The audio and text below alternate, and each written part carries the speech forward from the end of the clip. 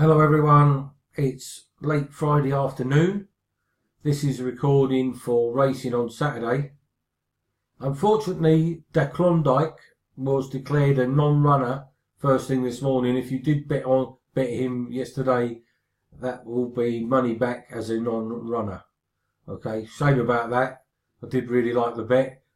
Horse lame or whatever first thing this morning. So there we go. We move on. We're going to start off at Haydock. There's a juvenile hurdle first race on the card. I'm not getting involved in that. Second race on the card is a Grade 2 hurdle. I would love to take on Agripar, but I've made a complete mess up of this horse. We bet him when he was second at Cheltenham on his penultimate start. Then I left him alone last time out when he won, and we bet Colin's sister each way, and she came third. So if I go and take him on now with one of these other ones and he goes and wins, it'll be compounding the failure. So I'm not going to do that. Let him win and forget about it. Right, here we go. 240. This is the first bet on Saturday. It's not a race that you would normally expect me to bet in, but it's a horse that we know and we've bet before when he's won for us. And it's this lovely grey horse called Lakeview Lad. He's a proven mudlark. I love the heavy ground. He ran very well last time out in a Grade 2 novices chase. He's dropped into a limited handicap chase here off 136. He was beaten by a 150 plus horse last time over course and distance. There is 11 to 4 available at the best price with a couple of firms. And I'm going to take advantage of that because I'm sure he's going to run a huge race here. And 4 points win, Lakeview Lad, to get the day started, 11 to 4. 240, Lakeview Lad, 4 points win. Then we come back to this 315, the Grand National Trial. And unfortunately, the Klondike is an on-runner. And I have been round and round and round the houses. There is money. I did mention to you in both the previous videos that Silsol was on my mind, and there is now money for him. He may well be capable of winning this race, and if you wanted to have a point each way or something on him, I wouldn't put you off. But in the end, I've decided to leave the race alone for betting purposes for myself. I've got reasons to be against every single runner. Black Lion may well win, but he's too short and he's off a very stiff mark and a lot of weight to carry. The Dutchman raised £13. Yala Enki needs to bounce back to form. Three Faces West, the jockey and the jockey booking and the stable form. Hobbs not going very well. Silsol needs to improve. Wild West Wind, he's only had a few runs. So Mangan, well beaten last time out, tailed off, and Mystery, £18 higher. There's reasons to be against all of them. So in the end, I've decided to leave it alone. The next race on the card, the 350, is a handicap hurdle. It's a qualifier for the per temps final, and with most qualifiers, I simply won't get involved. So I've left that race altogether. Now we come to this 425. This is the Albert Bartlett Novices Hurdle, registered as a Prestige. It's Grade 2. It's 2 miles 7. It's on heavy ground. And the market has Chef des Obeaux, Nicky Henderson, Noel Feely at 6 to 5 favourite. And we can get 3 to 1 Shannon Bridge. I'll literally make this a 2-horse race. Golan Fortune ran a very nice race in a handicap with a £7 claimer on last time. And he drops into novice company again. But, he is a handicapper. And he's coming up against graded horses. Now the question is, can Bridget Andrews and Dan Skelton, the yard is not going well. This is what's concerning me. Harry Skelton, the jockey, has gone on Wincanton to ride Chitty Bello in the Kingwell Hurdle. It's leaving Bridget Andrews to ride this horse. It's not a problem. She's a decent enough jockey. But this is a bit of a quirky horse. And if we have a look at Dan Skelton's record, only 39%, this is recently, 14 days, only 39% running to form. He's only had 3 winners from his last 31 runners. 14 runs and 8 days since a winner. And a lot of horses are just tailing off. They're not only beaten, they're thrashed, beaten 39 lengths, beaten 28 lengths, beaten 41 lengths, beaten 22 lengths, 29 lengths, 20 lengths, 26 lengths. They're running poorly. So I've got that. It's very much a concern. And now, the reason why I'm concerned about betting Shannon Bridge, not only did we bet him at 16-1 last time out when he should have won and he didn't win. Okay, we got the place money, so it was no problem. But he's coming up against this horse here called Chef des Obeaux. And I did have a good look at him in detail earlier today. And my conclusion was that Chef des Obeaux is potentially a very, very smart staying horse indeed.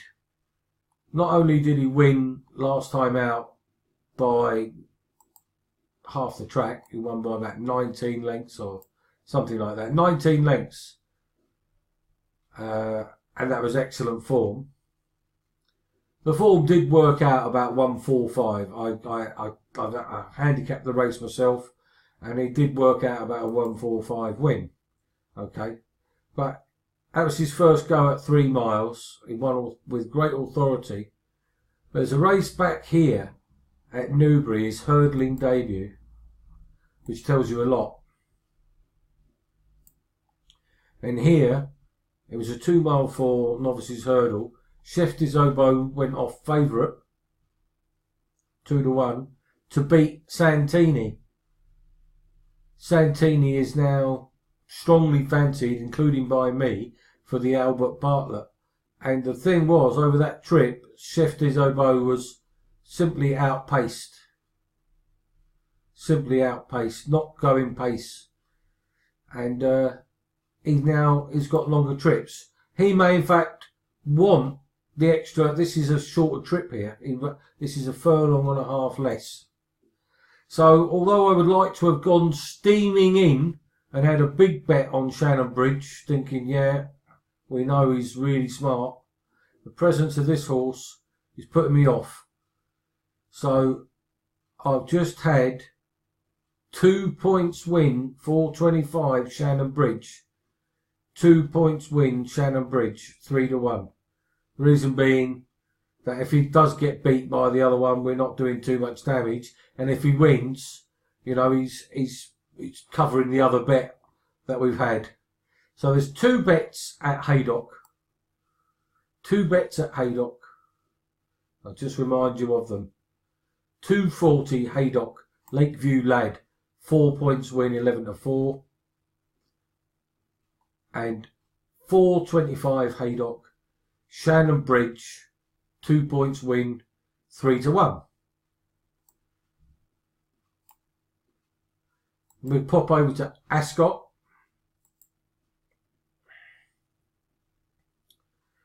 Sadly, a lot of these races cut up very badly at Ascot. We ended up with small fields everywhere. There's a Class 2 novices hurdle worth 15 grand. Some nice horses, no doubt. This Paul Nicholls horse is favourite.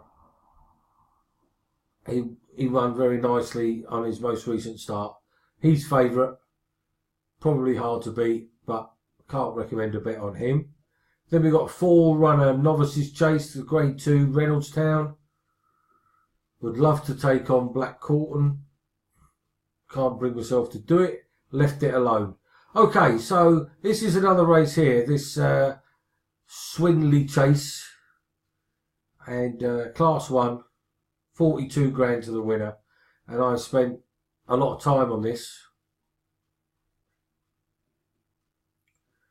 And you won't be surprised looking at the shape of this race. It's a handicap. And this is a thing we'll be doing, and when we get in the flat, those who've been long-term members will know, when we get in short price favourites in handicaps, we'll be looking to get them beat, okay? Trying to find the value in the rest of the market. So you've got Gold Present. I mean, he's already drifted. Nobody wants to bet him. He was 15-8 earlier today with this firm. He's now 9-4. Another Venture is another one, although he has got Apprentice claiming 5. I just can't have him. He's got the cheek pieces on first time. And he's coming into a listed company, and he's a novice. And I just don't see he's got the scope in his mark. Really, I've just got to take him on. Yeah, he won a Hereford Handicap, Class 3, off 128. He's now off 135 in an Ascot listed race. And he's 7-2. Sorry, but I can't have that. Anyway, I've gone through all these runners. Tenor Nivernais won this race last year. And he could be a big threat. But he pulled up on his only start this season. He's off the same mark and he won very, very easily. Very, very easily last year. He's now 11 years old. But the difference is, last year when he came into this race, we'll have a look. There he is, February the 18th, 2017. He wins this race decisively by, and then funny enough, there were 7 runners that day as well. He won by 19 lengths or something. He got put up £10. But he had run 3rd of 14 at Ascot in December, 4th of 11 at Cheltenham in January, 3rd of 13 in a Grade 3 race at Cheltenham. He'd run 3 nice races, and then came to this. This year, he's been at Doncaster and pulled up. That's the only run he's had. So, and if he's going to magically spring back to that form where he won, good luck. But he's not showing that he's in that form this year. So I left him alone. Regal Encore is another one. He was pulled up and tailed off over course and distance last time. Vieux-Lyon Rouge is a marathon horse. Hollybush Henry is very interesting. They've got James Bowen on. He rode it last time at Sandown and it only just got touched off.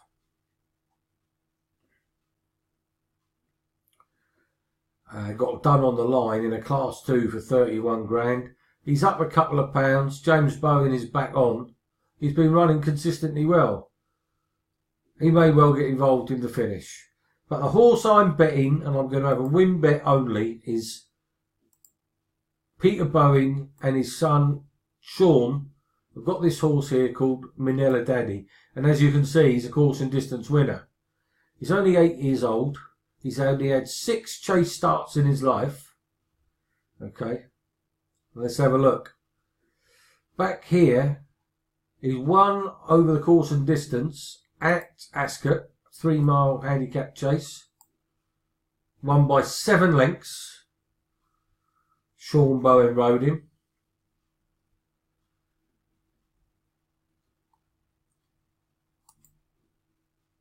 This is back in 2016. He then came back to Ascot and he ran in the Silver Cup handicap chase off 142. 142 and only just got beat by Regal Encore. Regal Encore gave him £2.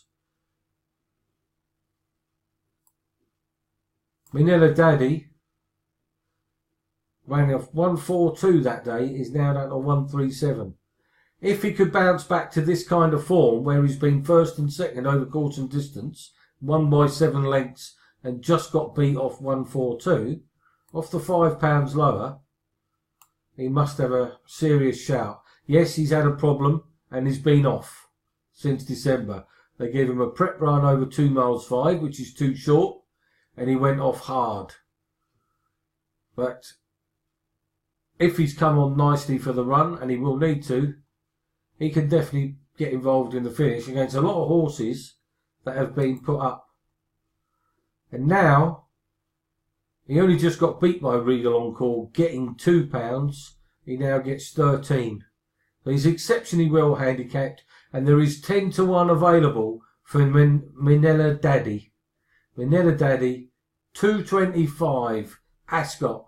Minella Daddy, I've had 2 points to win at 10-1. Okay?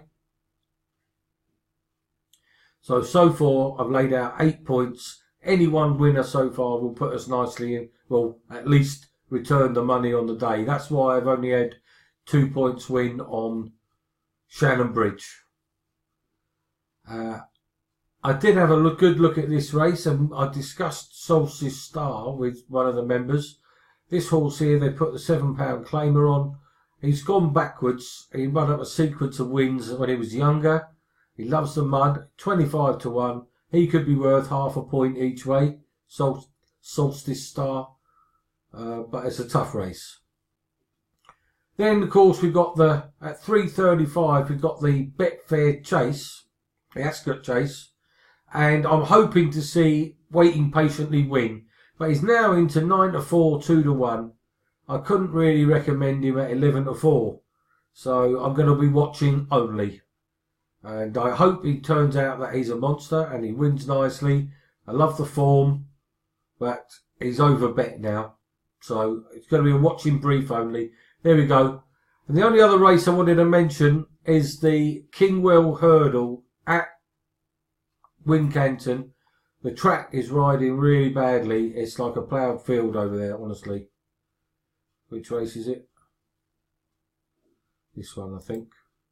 Here we go. Just have a quick look at this. You've got Chitty Bello, Elgin, who did us a favour, and here it is, and Call Me Lord. The money has come for Chitty Bello. I must just give a quick shout out. I know she won't be listening, but if anybody knows Claire Dyson, I just want to give her a pat on the back and say well done to that young lady. She sent this horse here to the race won by Bouverdare at Sandown the other day, or wherever it was. He ran 3rd of 3 and picked up over £3,000 in prize money. Here again, even if he finishes Stonebolt last, he's going to pick up £800. Clever work. He's 250-1. Claire Dyson. I'd buy her a drink if I met her in the owners and trainers, because that is what training is about. The horse is going to struggle to pick up prize money. If any of these are non-runners or one fails to complete, she'll be picking up another 1,600, or she could even come fourth. You get a non-runner and a faller, get round and pick up another £3,000. I just wanted to point that out. This is a tough race. Chitty Bello was narrowly beaten by the new one last time out. I do love Elgin. He will love the mud. But he's got to give £4 to Chitty Bello. I don't think he can do that. I do love him, and he is a mudlark. I won't be having a bet. But it's a fascinating race. The one I would be against is Call Me Lord. He won a very poor handicap at Sandown on his final start. And he comes here into graded company, off winning a handicap off 144. Yes, he was impressive. He won at Sandown. He's a 5-year-old. He's only had 3 hurdle starts in his life. And he's going to take on horses that are used to running in graded company. He's had 6 hurdle starts, but 3 of them were in France. He did win 2 of them. But here he is. He wins a handicap hurdle at worth £16,000 off 143. And now he's taking on these horses. There you go. 3 bets for me on Saturday. It's a shame about the Klondike. Lakeview Lad, Shannon Bridge and Minella Daddy. 4-point win, 2-point win, 2-point win. Have a great Saturday, everybody. Speak to you all soon.